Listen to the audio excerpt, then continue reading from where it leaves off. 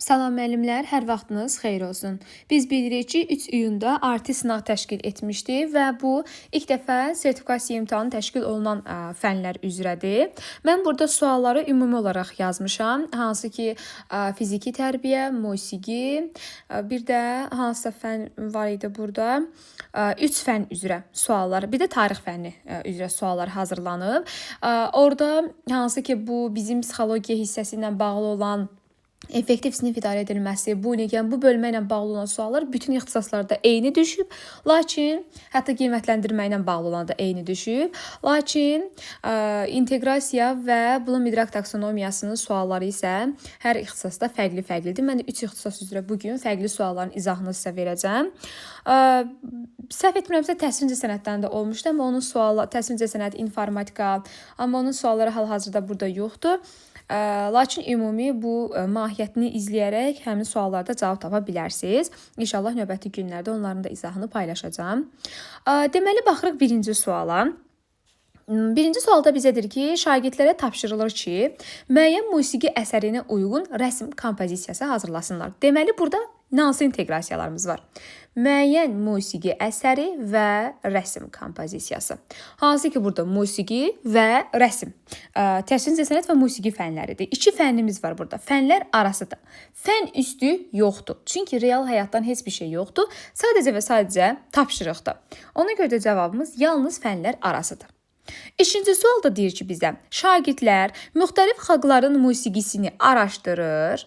Müxtəlif xalqların musiqidə din və mədəniyyətin təsirini müəyyən edir və əsaslandırırlar. Deməli, müəllimlər əsaslandırmağa görə bunu götürürlər hansı ki, dəyərləndirmək, amma diqqətli olmaq lazımdır. Bizdən nəyi soruşur? Bizdən din və mədəniyyətin təsirini. Biz burada önə çıxardacağıq. Dinin mədəniyyətini təhlil etməliyik, ayrılıqda analitik təfəkkür kimi, sonra mədəniyyətin təsirini araşdırmalıyıq, analiz etməliyik, sintez etməliyik. Bunu ümumi fikir olaraq qeyd etməliyik. Bu formada deməli əsaslandırma varsa, bu təhlil etməkdir. Dəyərləndirmək yox, üzrlü sayın. Dəyərləndirmək olarsa, biz burada öz fikrimizi əsaslandırmaq olar, öz hansı ki, düşüncələrimizi əsaslandırmaq olar. Burada sadəcə, yəni hazır məlumatı araşdırıb, sadəcə din və mədəniyyətin təsirini əsaslandırırıq. Ona görə də cavabımız təhlil etməkdir. Üçüncü sual da bizə deyir ki, şagirdlər Azərbaycan musiqi janrlarını müqayisə edir və hər birinin xüsusiyyətləri haqqında danışır. Situasiyaya əsasən idrak taksonomiyasının mərhələsini müəyyən edin. Bizə nə deyir? Deyir ki, musiqi janrlarını müqayisə etmişik sadəcə və hər birinin xüsusiyyəti haqqında danışmışıq. Görürük ki, bu hələ sadə bir mərhələdir, sadə bir müqayisəyə aparılmasıdır, nəyinsə önə çıxardılması yoxdur. Sadəcə 2 bizə məlumat verib, bu məlumatlar arasında biz müqayisə etməliyik. Cavabımız olur anlamaq mərhələsi. Gəlirik 4-cü suala. 4-cü sualda bizə deyir ki, müəllim summativ qiymətləndirmə üçün əvvəlki illərdə istifadə olunmuş test nümunəsini götürür. Lakin həmin test hazırki tədris proqramında nəzərdə tutulan təlim nəticəsinə uyğun gəlmir. Biz də deyirdik ki, yadınızdadırsa, nə etməliydik? Məsələn, mən şagirdlərə hansı mövzunu keçmişəmsə, həmin mövzudan suallar sala bilirəm. Hansı bölməni keçmişəmsə, o bölmədən summativ hazırlaya bilərəm. Ona görə də bu yanaşma yanlışdır.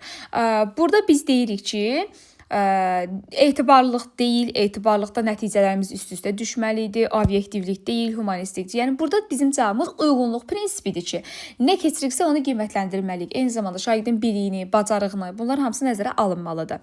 Ki, bu da uyğunluq prinsipidir. Uyğunluq prinsipinin digər adı da validlikdir ki, bu da A variantındadır. Test ölçülməsi nəzərdə tutulan təlim nəticələrini yoxlamır. Biz əslində başqa bir şey yoxlamaydıq, amma başqa bir məsələni gətirib oraya salmışıq. 5-də bizə deyir ki, şagirdlər tarixi dövrə aid yazılı mənbələri araşdırır. Bu tarix hissəsidir. Amma həmin dövrün dil normaları isə Azərbaycan dilidir. Tarix və Azərbaycan dili fənnidir. Başqa heç bir inteqrasiyamız yoxdur. Yalnız fənlər arası inteqrasiyamız var.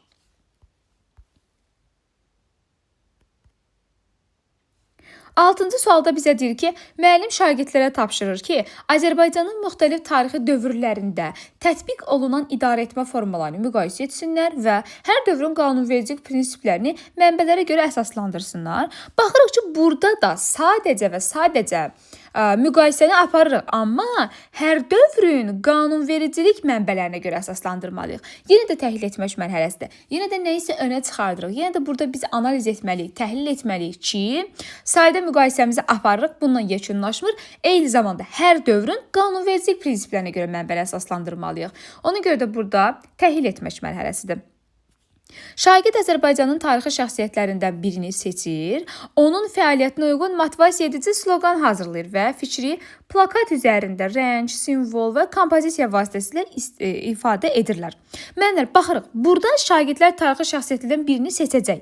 Amma geri qalan sloqanın hazırlanması, o rənglərin, kompozisiyanın uyğunluğu şagirdlərin öz öhdəliyinə buraxılan bir şeydir. Şagirdlər yeni bir şey hazırlayacaqlar burada. Yeni bir məhsul təqdim edəcəklər bizim üçün ki, bu yaratmaq mərhələsidir. Yəni burada olan bir şeyi düzəltmirlər. Olmayan bir, buna uyğun bir neçə sual var, baxacaq indi. Olan bir şey yox, olmayan bir şeyi şagirdlər hazırladığı üçün burada yaratmaq mərhələsi olur və bizdən inteqrasiya növünü soruşsaydı, bu da fənlər arası olacaqdı. Çünki rəngdir, simvoldur, kompozisiyadır. Bunlar hamısı digər fənlərdə, yəni tarixdən əlavə fənlərdə təşkil olunan terminlərdir, istifadə olunan terminlərdir. Sonra 8-ci sual. 8-də bizə deyir ki, şagirdlərə tapşırılır ki, sağlam həyat tərzi mövzusunda təqdimat hazırlasınlar. Həm deyir sağlam qidalanma, həm deyir fiziki aktivlik, həm də gigiyena qaydaları ilə barədə məlumat versinlər. Tapşırıq inteqrasiyanın hansı növünü reallaşdırmaq xidmət edir? Müəllimlər, bu real həyatdan götürülmüş bir situasiyadır. Ona görə mütləq şəkildə fənlər arası inteqrasiyamız var. Eyni zamanda sağlam qidalanma, gigiyena, bunlar biologiyada da var, həyat bilgisində də var və fiziki aktivlik. Fiziki aktivlik isə fiziki tərbiyənin mövzusudur. Ona görə də burada həm fən daxili, həm fənlər arası, həm də fən üstü inteqrasiyamız olur. Növbəti sualımız 9. 9-da bizə deyir ki, şagirdlər idman və ətraf mühit mövzusunda idman tədbiri təşkil edirlər. Burada bizə mövzumuz hazır bizə verilib. Şagirdlər idman və ətraf mühit mövzusunda sadəcə idman tədbiri təşkil edəcəklər. Burada yaradıcılıq yoxdur. Burada yaratmaq yoxdur. Yeni bir məhsul yoxdur. Mövzumuz da bizə elandır. Biz olan bir şeydən sadəcə bir özümüz üçün təqdimat rollu oyun hazırlayırıq. Ona görə bu tətbiq etməkdir, sadə olduğu üçün. Amma onda isə bizə deyir ki, şagirdlərə tapşırılır ki, idman hadisələrinin foto və videolarını çəkiliş edərək həmin materiallardan təqdimat videosu hazırlasınlar. Mövzumuz bəlli deyil.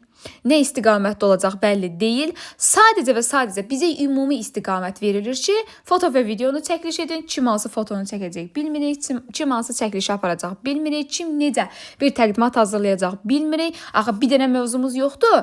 Burada şagirdlər müxtəlif hazırlaya bilərlər. Yəni burada fərqli nələrsə hazırlanması mümkündür. Ona görə də burada yaratmaq mərhələsidir. 11.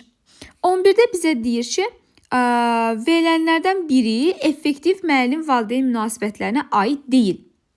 Müəllim valideynlərin müntəzəm olaraq sinif fəaliyyətləri barədə məlumatlandırır. Bu suallar artıq bütün ixtisaslarda eyni düşüb.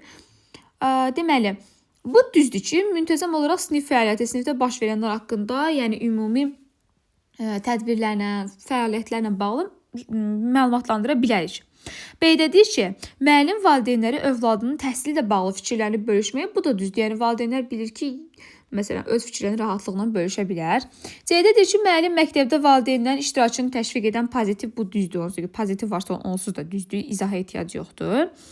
Qeyd ki, bax, deyini bəzən müəllimlər qarşıdır. Müəllim valideynlərə bildirir ki, onun övladının təlim tərbiyəsi ilə bağlılığın narahatlığını həll etməyə hazırdır.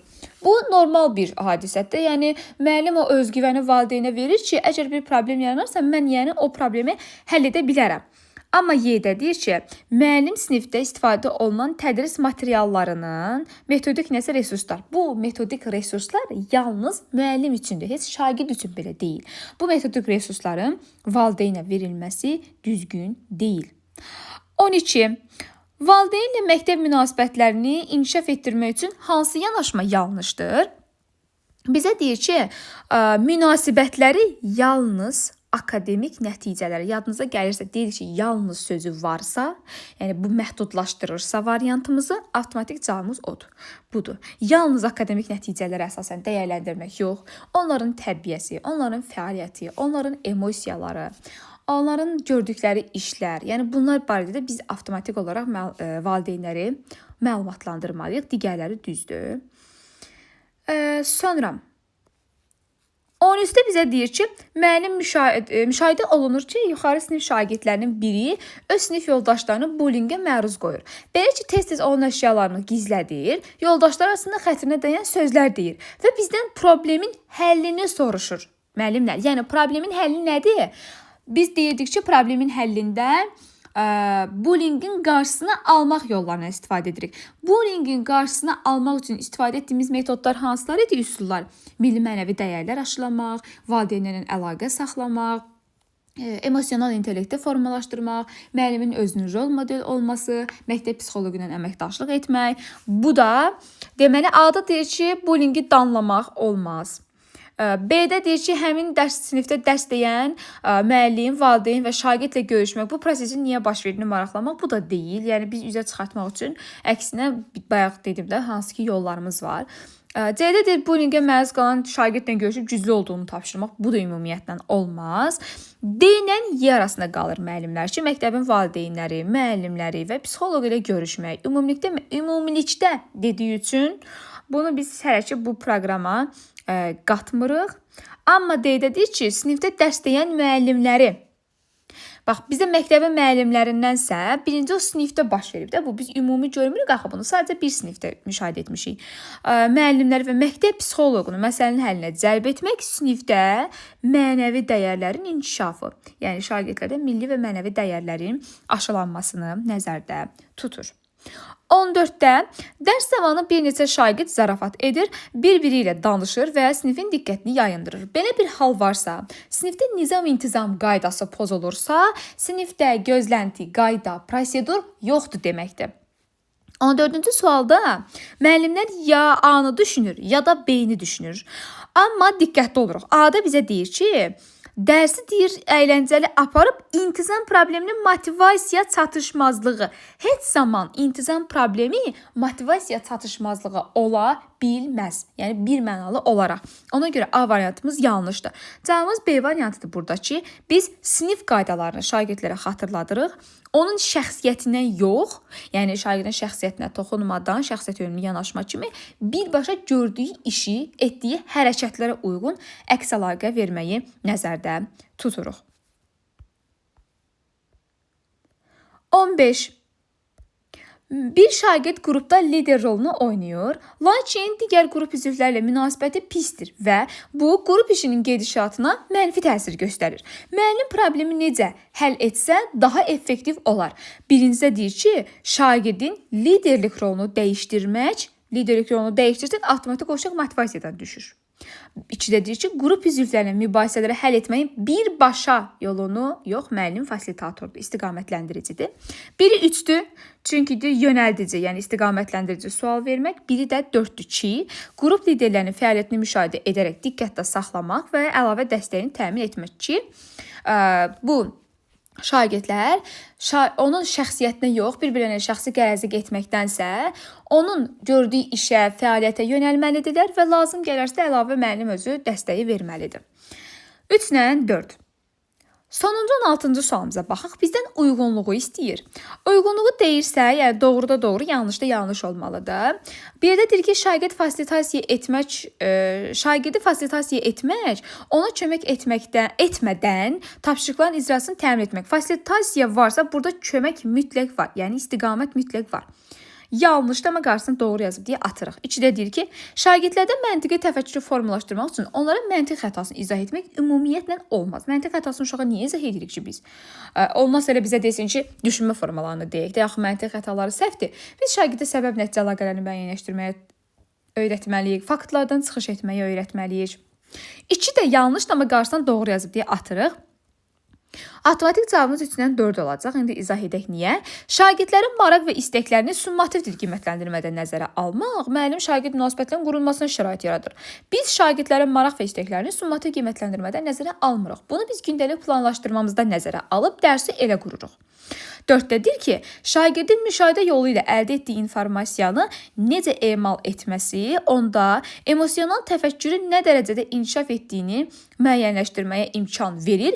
Emosional təfəkkürümüz yoxdur bizim. Birincisi, təfəkkürün növlərini emosional təfəkkür öyrənməmişik biz və şagirdin müşahidə yolu ilə öyrənməsi, informasiyanı necə qəbul etməsi bu birbaşa özü ilə bağlı olan prosesdir.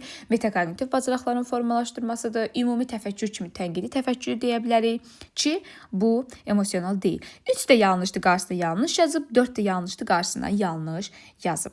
Belə dəyərli müəllimlər, suallarımız bugünlük bu qədər. Hansı ki, bu suallardan bəzi suallarda sınaq üzrə cavablarda yanlışlıqlar olmuşdu.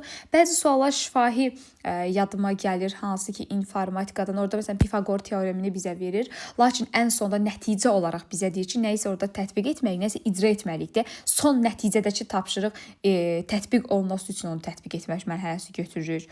Belə bir məsələn o sual yadımdadır.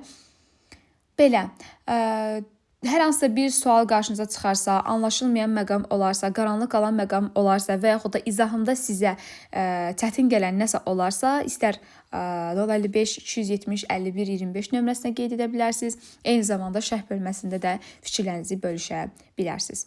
Uğurlar.